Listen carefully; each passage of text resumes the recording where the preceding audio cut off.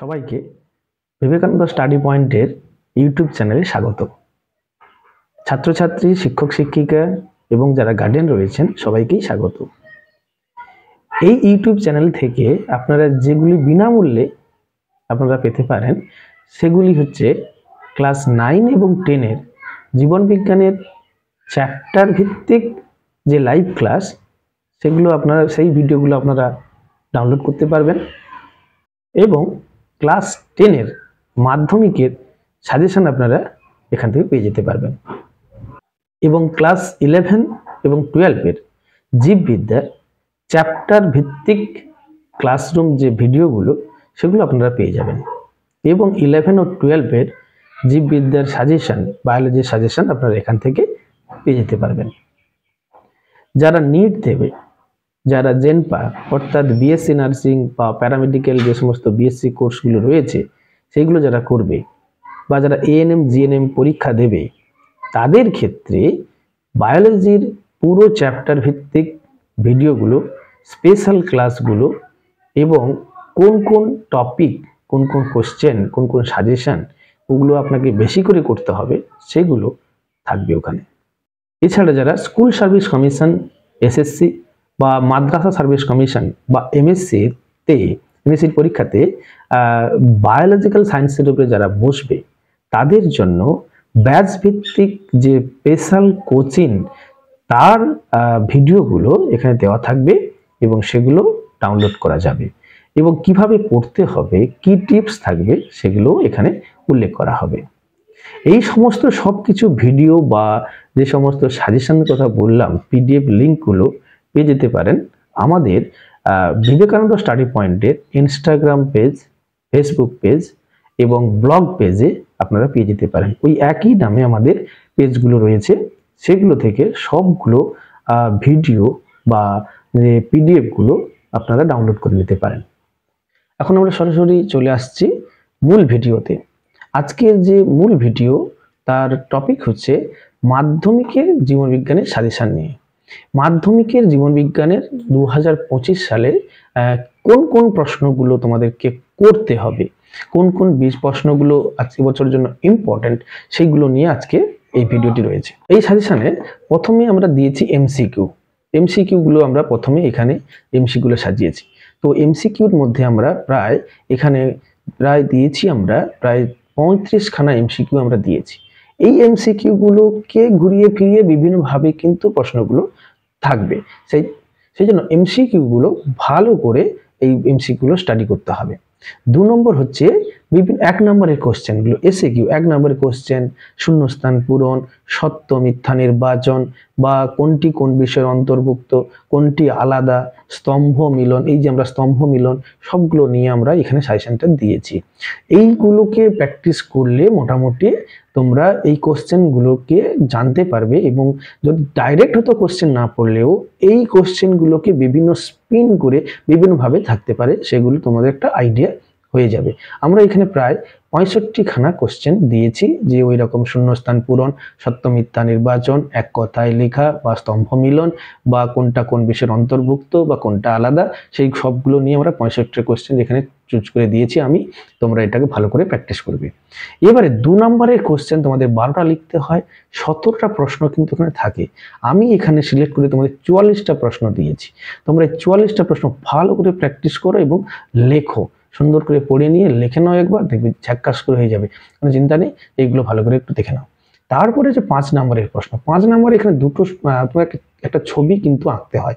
এই বছরের জন্য হচ্ছে সবচেয়ে ইম্পর্টেন্ট একটা ছবি হচ্ছে মানুষের চোখের লম্বচ্ছেদ আঁকতে হবে, এটা কিন্তু এবছর আসবে। এছাড়া আমি আরো একটা ব্যাকআপ হিসাবে একটা ছবি দিয়ে দিই, সেটা হচ্ছে প্রতিবর্ত চাপের ছবিটা কিন্তু তোমরা করে রাখবে। এই দুটো ছবির মধ্যে একটা ছবি অবশ্যই তোমরা পেয়ে যাবে, ভালো করে প্র্যাকটিস করবে। তবে একটা কথা বলি, অ্যানাফেজ বা মেটাফেজ যদি এরকম কোনো ছবি তোমাদের দিয়ে থাকে, অ্যাভয়েড করার চেষ্টা করবে, কারণ ওই রকম ছবিতে পুরো 5-এর 5 পাওয়াটা একটা ডিফিকাল্ট বিষয় হয়ে যায়, কারণ সমস্ত ছেলেমেয়েরা এটা কিন্তু সুন্দর করে রিপ্রেজেন্ট করতে পারে না।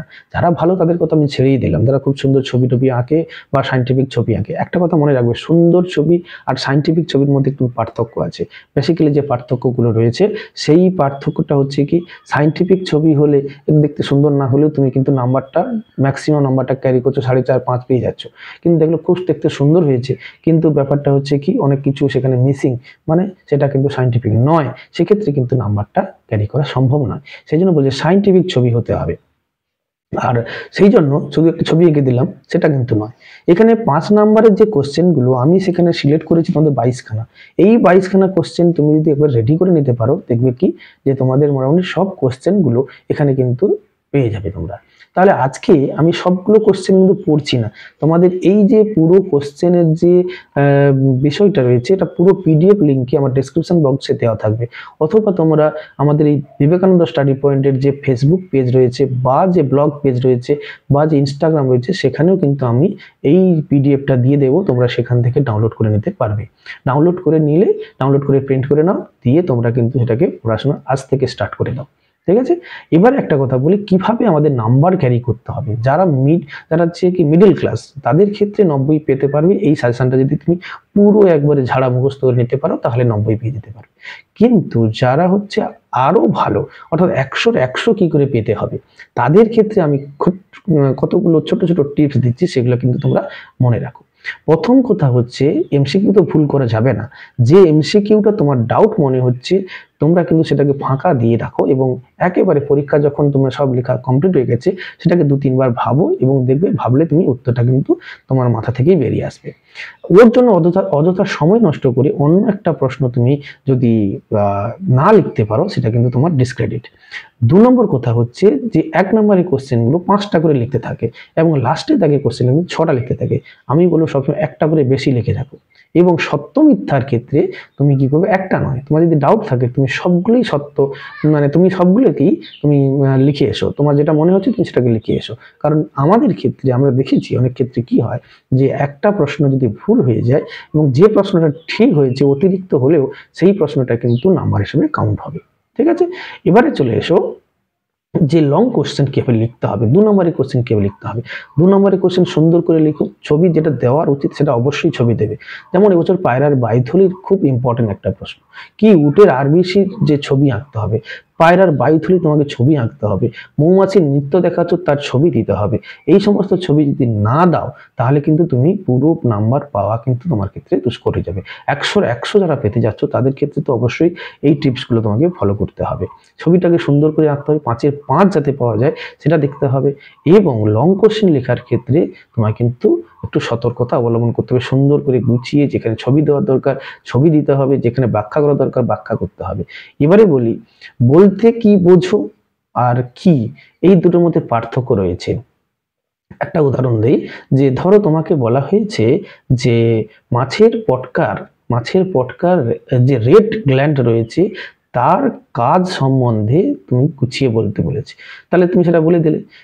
তোমাকে যদি বলে আরেকটা ধরো সংজ্ঞা দিল, প্রতিবর্তক ক্রিয়া কি, তুমি তাহলে প্রতিবর্তক ক্রিয়ার যে সংজ্ঞাটা লিখে দিলে। কিন্তু তোমাকে দিল প্রতিবর্তক ক্রিয়া বলতে কি বোঝো, তুমি কিন্তু শুধু সংজ্ঞা লিখলে হবে না, প্রতিবর্তক ক্রিয়া কাকে বলে লিখতে যেমন হবে, প্রতিবর্তক ক্রিয়ার ভাগগুলো দিতে হবে, প্রতিবর্তক ক্রিয়ার একটা উদাহরণ দিতে হবে, তবে কি গিয়ে তোমার বলতে কি বোঝোর ব্যাপারটা তোমাকে বোঝানো যাবে, না হলে বোঝানো যাবে না। এটা কিন্তু মাথায় তোমাকে রাখতে হবে বা খেয়াল করতে হবে। এরপরে চলে আসি আমরা ছবি আঁকার ক্ষেত্রে। তোমাকে এখানে দেখো, আমি এখানে ছবি আঁকার ক্ষেত্রে তোমাকে আমি মানুষের চোখের ছবির লম্বচ্ছেদ অঙ্কন করতে বলেছি। তোমাকে 4টে কিন্তু পয়েন্টিং করতে বলবো, 4টে পয়েন্টিং করবে, বেশি পয়েন্টিং করতে যাবে না। 4টের জন্য 2 মার্ক তুমি পাবে। ঠিক আছে, ছবি আঁকলে 3 মার্ক এবং পয়েন্টিং এর 2 মার্ক। তুমি যদি পয়েন্টিং যদি সবগুলো ঠিক করো তাহলে 2 এর 2 অবশ্যই এখানে পেয়ে গেলে। আবার যদি ছবি যদি খুব সুন্দর আঁকতে পারো 3 এর 3 পেয়ে গেলে। যদি না একটু খারাপ হয়ে যায় তাহলে তুমি সেখানে নাম্বারটা তোমার এভারেজ চলে আসবে। তাহলে তোমাকে ভাবতে হবে ছবির ক্ষেত্রে কিন্তু তোমাকে একটা গুরুত্বপূর্ণ ভাবে তোমাকে মানে বিশেষ করে অনেকবার ধরে প্র্যাকটিস করে এটাকে সুন্দর করে একটা রিপ্রেজেন্ট করতে হবে।